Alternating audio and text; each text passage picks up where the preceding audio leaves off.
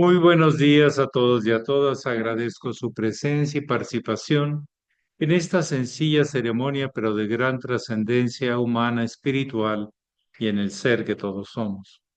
Y a la misma vez les agradezco porque me permitan continuar en el peregrinaje que me encomendara mi maestro, de ir por el mundo tratando de responder a lo que la vida me pide y enriqueciéndome de todo lo que la vida me da, aprendiendo a valorarlo y significarlo. Bien, ustedes tienen la palabra y yo estoy para servir.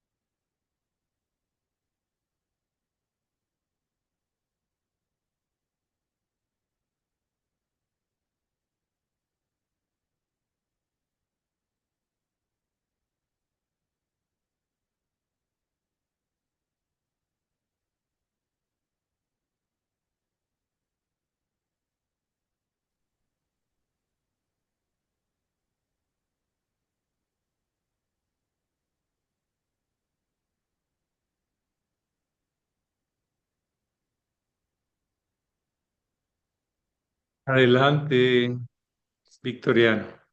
Maestro, muy buen día a todos. El tema de ayer fue muy significativo, como todos, por supuesto, pero algo que me llamó la atención y que estaba, bueno, porque lo estaba leyendo yo en el quinto mensaje del maestro Laferrier sobre pues el hinduismo, el budismo y el objetivo de la filosofía del budismo es conquistar la mente. No cabe duda que es muy difícil ese método, pero a lo mejor con esa, no a lo mejor con esa llama, si no practicamos esa llama, no vamos a lograr ese objetivo, donde Plutón es el que actúa de una manera muy significativa en ese estadio de nuestra evolución. ¿Qué nos puede decir de ello? ¿Y sobre qué en particular? La mente, el pajarear de la mente, que Ah, vaya, vaya. ok, no Y sabía si eso, Plutón o el esto o el otro, pero bueno, sí, sí, las bien, dos con mucho cosas. gusto. La mente, a ver, inconscientemente la mente está condicionada, la nuestra, y educarla a que se descondicione y establezca relaciones cada vez más claras. Es todo un trabajo. Requiere estar consciente y pendiente de cada impulso para poder establecer relaciones más claras, pero no solo con la mente inconsciente o del pasado, o la que está registrada, la que está condicionada, sino con cada vez aspectos más precisos y claros. También educar los sentimientos y las asociaciones, las personificaciones que hacemos de las cosas, pero que también vienen del pasado. Hay que liberarnos de ello y establecer nuevas relaciones en base a conciencia y compromiso, responsabilidad. Ya en la mente de la mente, o sea, en las relaciones del mundo de las relaciones. Muchas gracias. Lo mismo, tenemos que tener conceptos precisos, claros, funcionales y no simplemente emocionalmente convenientes o instintivamente convenientes, justificando cualquier cosa o hallando excusas para cualquier cosa. La refinación de la mente no es fácil porque también está condicionada a la mente inferior o mente instintiva.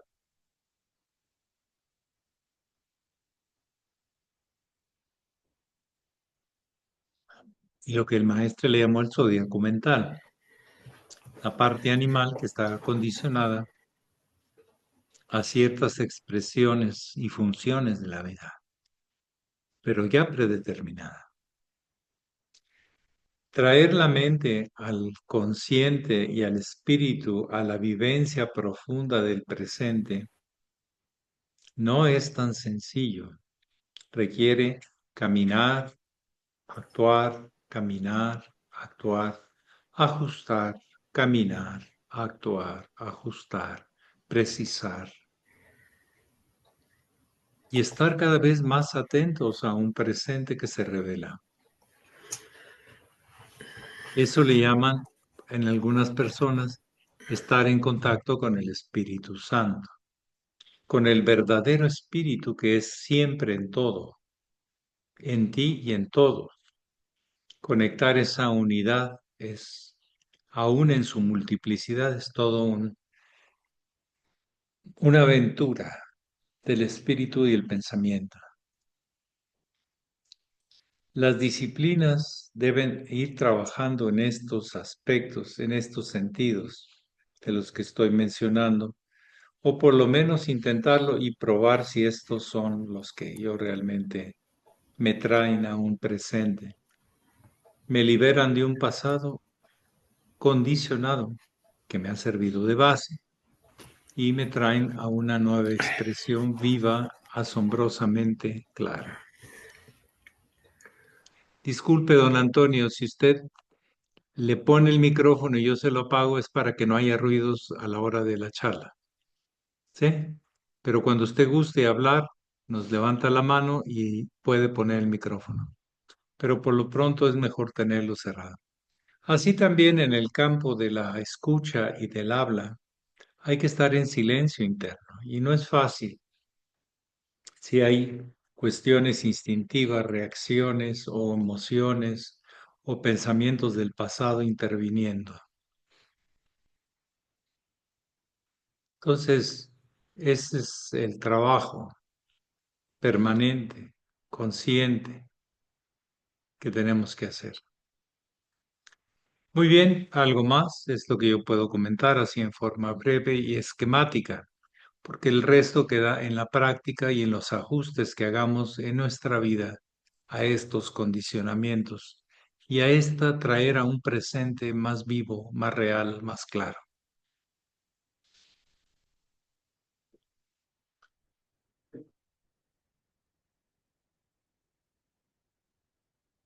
Sí, maestro.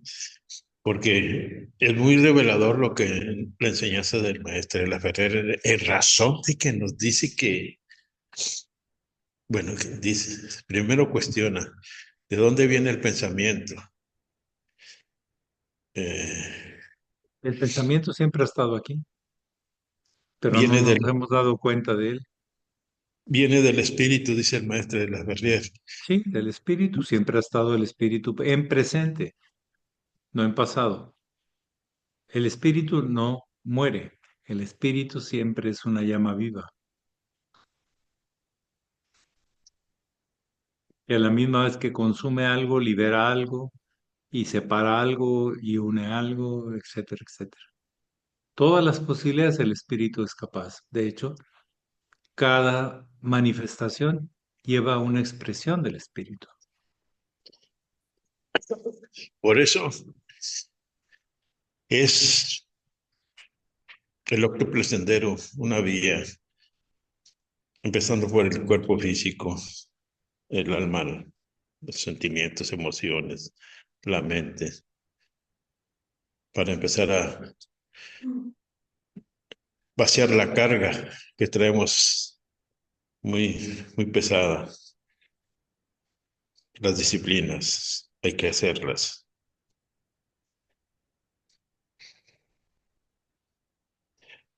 Aunque podríamos decir que hay personas que vienen más predispuestas a, pues, a la purificación, avanzar a la espiritualización. ¿Qué nos dice? Pues sí, hay almas más jóvenes, almas más viejas, almas más experimentadas y almas más ignorantes. Hay de todo.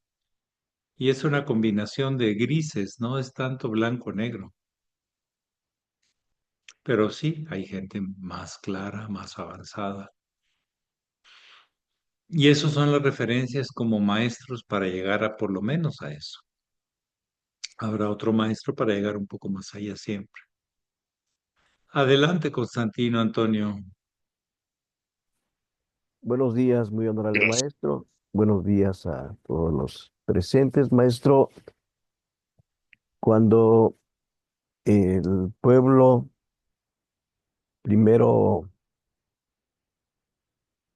siguió y veneró al maestro Jesús y después la pregunta de que se le hizo que a quién iban a soltar, y a Barrabás o a Jesús, y el pueblo dijo que a Barrabás para crucificar al maestro Jesús.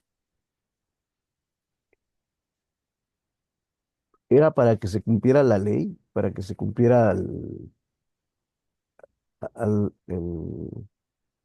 lo que se había pronosticado, maestro. ¿Qué pasaba con el pueblo ahí? Pues que en realidad no se daban cuenta con enfrente de quién estaban, el que les había enseñado el camino para liberarse de la enfermedad, de la ignorancia y hacerlos participar en una forma de construir una nueva sociedad basada en fraternización, en buenas relaciones humanas. Pero los intereses y las pasiones que infundía el clero y el gobierno en sus gentes, pues la gente era víctima y se hacían movimientos masivos, inconscientes. Acuérdese que el inconsciente colectivo es muy poderoso y los políticos a veces saben manejarlo. Posiblemente los primeros que dijeron crucifíquenlo fueron gente del clero.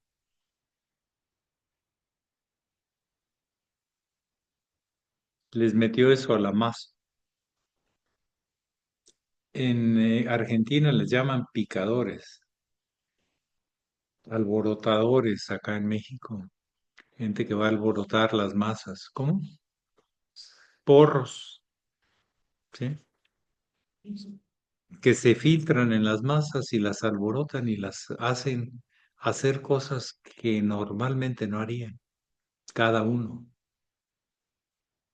Pero las masas, que también representa a Plutón, hay veces que destruyen mucho. Y armonizar una masa no es cualquier cosa, inspirarla. Normalmente esos mensajes no son inmediatos, como el mensaje de Martin Luther King, que es bellísimo. Yo sueño, I dream, ¿sí? Que un día esto sucederá, que esto y esto y esto es posible, etcétera, etcétera. Es muy hermoso, de gran inspiración. Eso cautivó la masa, pero luego miren, lo acabaron matando.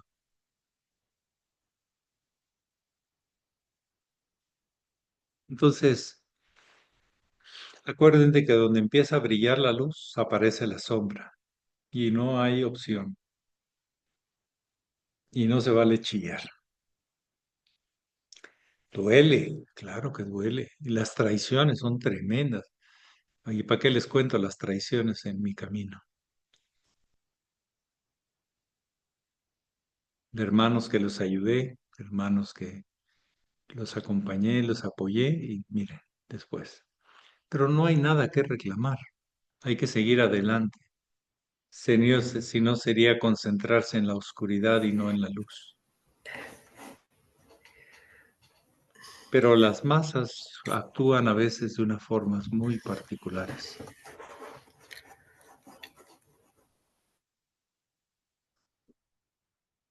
En Chile tuvieron ese movimiento del año que es 70 y qué, de Salvador Allende, 70-73. 70, no, 73 cuando lo quitaron. 11 de septiembre del 73. Y fíjese cómo una masa que había apoyado tanto a se dispersó ante el temor, porque estaba claro que había que tener miedo porque te mataban, ¿sí? O te atropellaban un tanque, o etcétera. Pero la masa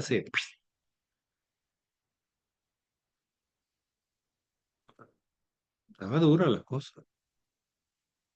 O es por la fuerza o es por los movimientos de emociones, como a veces los políticos o las gentes que buscan el poder lo hacen. Pero hay que seguir trabajando a favor de la luz, de la reeducación humana, de la buena alimentación, de buenos hábitos, de buenas relaciones, sino en qué nos ponemos a trabajar. ¿En qué vale la pena? Construir un mundo mejor para todos. El mundo es una maravilla. Falta que conviva y trabaje en armonía. ¿Con qué? Con la búsqueda de la luz, con la fuente de todo lo posible, el espíritu universal, que es lo que de alguna manera está augurado en ciertos grupos y personas para esta era. No crean que va a ser yo no veo cómo sea tan masivo. Siempre hay gente que se pone en las sombras y para sacarla a la luz no quiere. Hay gente que tratas de despertarla y acabas lastimado y insultado y hasta golpeado por querer despertar a alguien que tiene mucho sueño, quiere olvidarse de quién es, más bien irse al mundo del qué fui o qué me gustaría ser, pero no de la realidad de la presencia del espíritu. Y también siempre en el mundo de la naturaleza hay animales destructivos, muy destructivos y otros muy constructivos. Hay de todo. Plantas muy venenosas y plantas maravillosamente sanadoras, etcétera. Así en la vida siempre hay los contrastes, unos trabajando hacia abajo y otros hacia arriba. Pero esperemos impulsar un movimiento de toma de conciencia y que los hábitos de los seres humanos sean más sanos. Eso es lo que queremos, empezando por los nuestros. ¿Sí? Y ahí las enseñanzas del hermano mayor en forma práctica son muy aleccionadoras. ¿Algo más que alguien quisiera compartir o preguntar?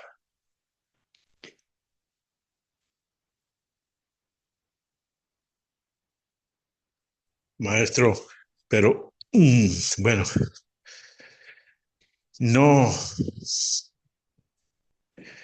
la manifestación de las dos polaridades siempre va a estar presente, lo, lo malo, lo negativo y la luz, lo negro y lo blanco, porque cuando usted habla sobre, como dice el hermano Constantino, bueno, ¿y por qué lo crucificaron?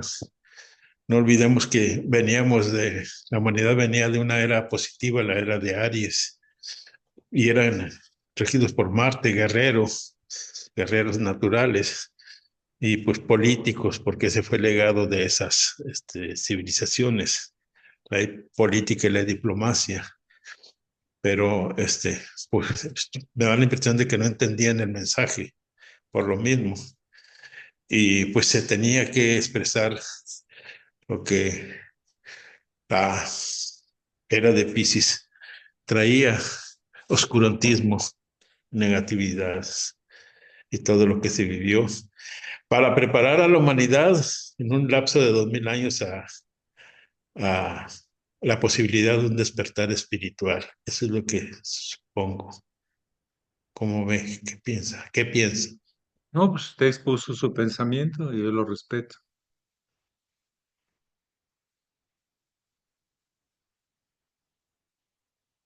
¿Alguien más que desee preguntar o comentar?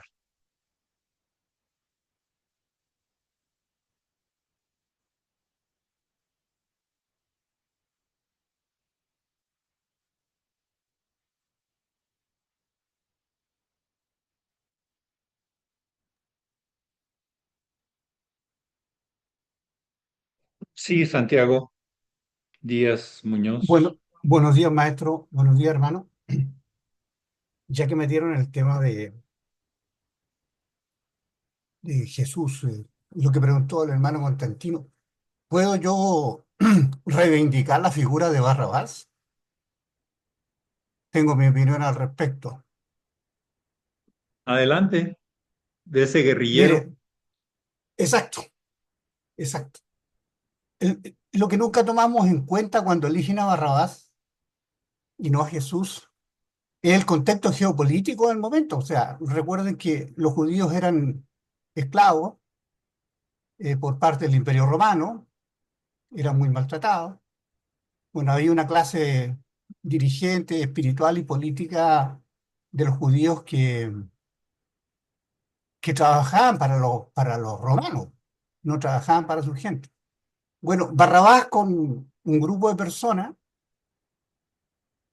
dentro de ellos estaba Pedro y otros más de los apóstoles, eh, luchaban contra esto, luchaban como lo haría un guerrillero, qué sé yo, un revolucionario de ese tiempo. Entonces, cuando le dicen a la gente, al pueblo, ¿a quién liberamos? ¿A Jesús o a Barrabás?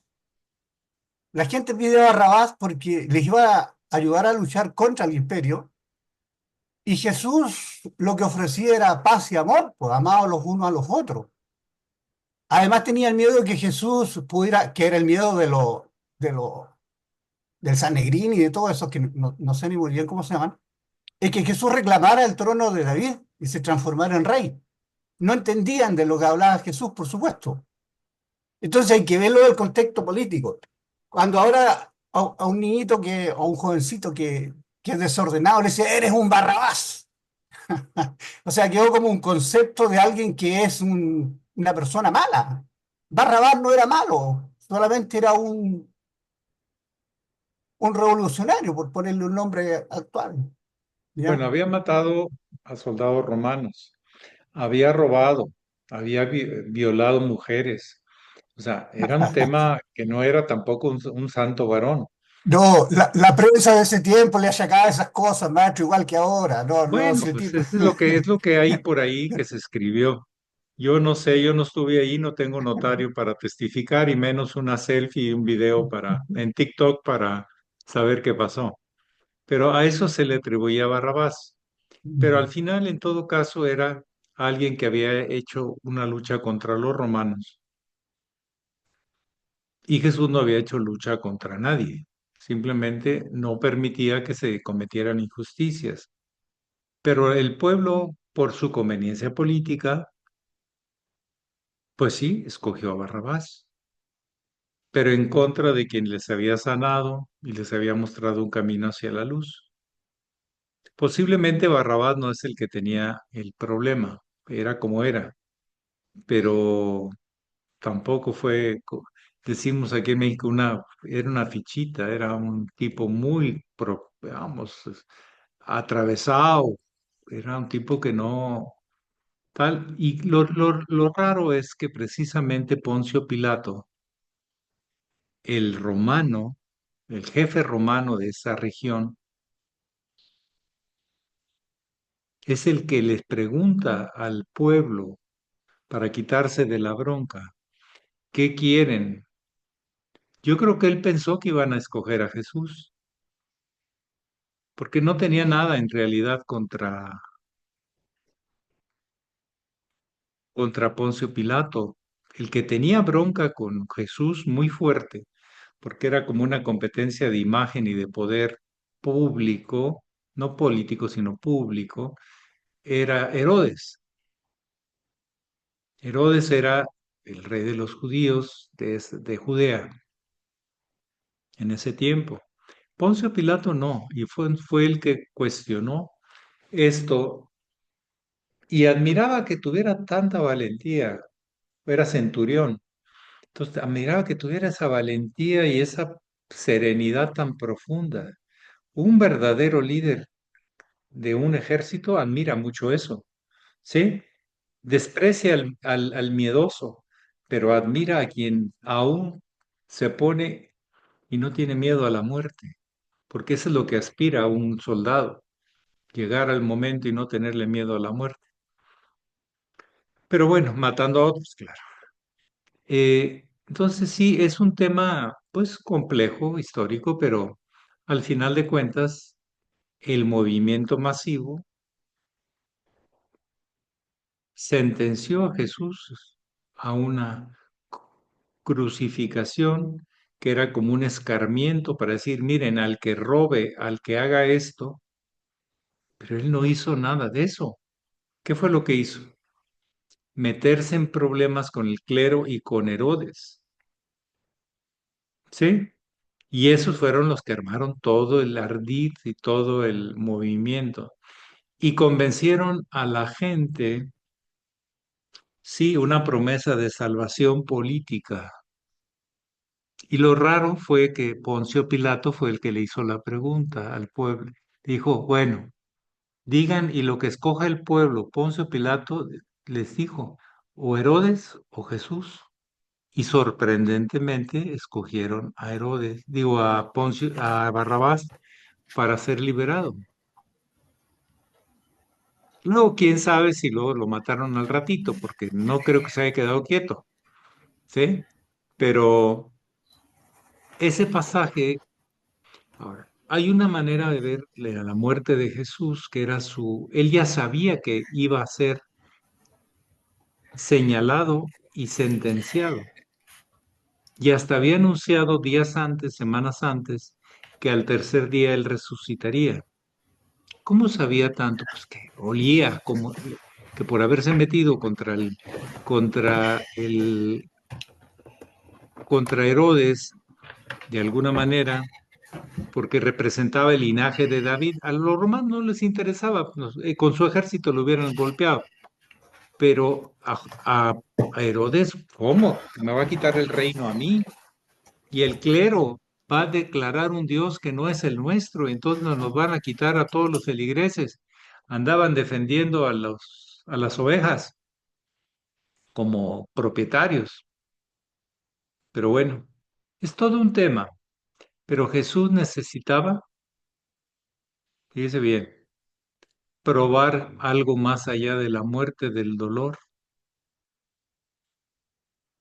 y lo probó. Y por eso el Eli Eli Sabachthani es tan importante, porque se glorificó. En vez de y lo llevó a ser una figura. Y permanecía representaciones vivas, porque la última señal de Jesús fue viva. Pero Constantino, que era emperador romano, se encargó de mandarlo a crucificar y señalar como víctima, como el Jesús doliente y no el triunfante. 300 años después de Cristo, cambió totalmente la expectativa. Durante 300 años el mensaje era: no temas a la muerte, teme a tu muerte de tu alma. Sigue el camino, cueste lo que cueste, y se arriesgaban. ¿Cuántos cristianos en los primeros 300 años fueron martirizados y muertos? Después ya no, ya eran los que guiaban los temas del imperio. Es un tema ahí mezclado en el tiempo, en la anticipación que tiene Jesús, en el tema de Barrabás y en el tema de Herodes, que fue el que también mandó matar a los niños aquellos. ¿Sí?